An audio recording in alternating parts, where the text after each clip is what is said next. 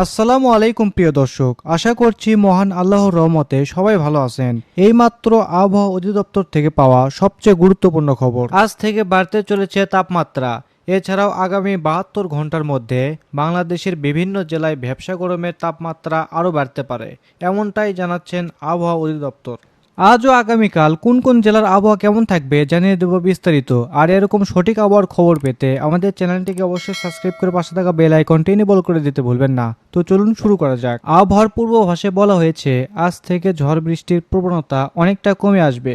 এর পাশাপাশি দিন ও রাতের তাপমাত্রা সর্বোচ্চ 5 ডিগ্রি সেলসিয়াস পর্যন্ত বাড়তে পারে।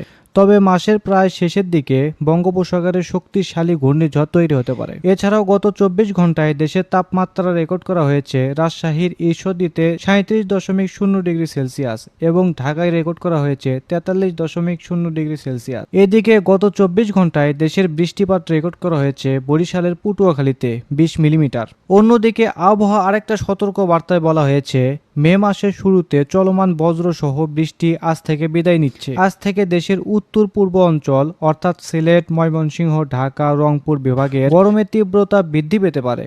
যদিও এ সময় তাপ প্রবাহ আশঙ্কা নেই, তবে তীব্র ভ্যাপসা গরমের কারণে প্রচুর ঘামবে।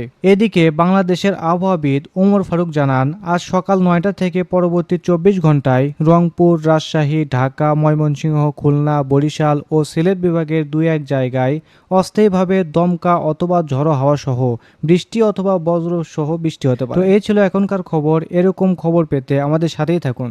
ধন্যবাদ।